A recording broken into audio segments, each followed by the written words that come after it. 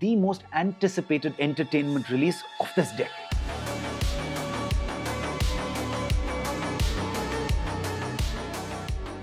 A trailer drop on Netflix, millions of raging fans waiting breathlessly. But it wasn't always like that. In the winter of 1995, in a cramped, unglamorous office in Dundee, Scotland, a small team of programmers was quietly building a game nobody believed in. Not the publisher, not the marketing team, not even for a while the people making it. The game was called Race and Chase. And if you had walked into that office and watched them play it, you would have seen something almost embarrassingly ordinary. A top-down racing game where you drove cars around a grid of city streets, chasing rivals, trying to win. It was fine. It was forgettable, actually. It was, according to every person in that room, on track to being a flop. But here's what nobody in that room knew yet. They were about to accidentally invent one of the most successful entertainment franchises in human history. This week, Grand Theft Auto 5 pulled in $1 billion in sales in 3 days. Bigger than most movies, bigger than almost every musical career you can think of. And a $1 billion company scheduling its own quarterly earnings call around the fan reaction to a single trailer. But none of that happens without the bug, a typo, a mistake. Somewhere in the development of Race and Chase, the team's pathfinding code for the police cars broke. It wasn't supposed to happen. Police vehicles in the game were meant to behave in an orderly fashion, predictably, patrol, react, and chase within reasonable limits. Instead, because of a glitch in the AI, the cop cars started behaving like complete lunatics. They rammed the players, they swarmed intersections, they turned every routine drive into total chaotic warfare against the state.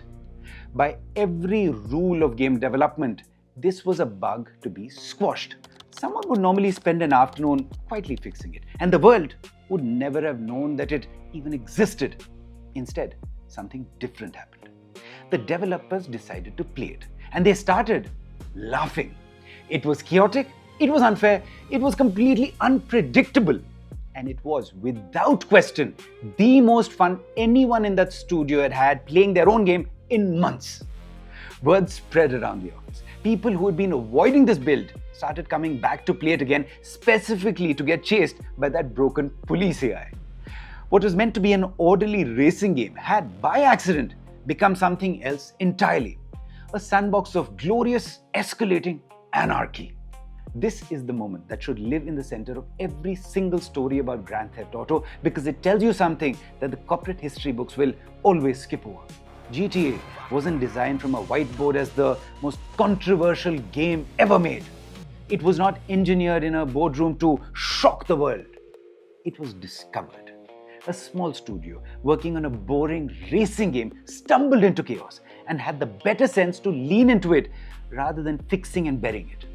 The studio was called DMA Design, and it was already a bit of a legend in the gaming circles, though not for anything remotely like this. DMA had made a game called Lemmings, which was an adorable, whimsical puzzle game where you guide a stream of green-haired creatures to safety. Lemmings was cute. Lemmings was for everyone. The idea that the same studio, run by founder David Jones, would go on to create one of the most banned, boycotted, and morally interrogated games of the 20th century is, frankly, one of the strangest pivots in entertainment history. Now came masterstroke number 1.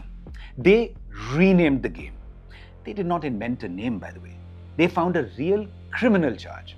In the United States, if you steal a motor vehicle above a certain value, in many states, it's formally prosecuted as Grand Theft Auto, a felony that carries real prison time.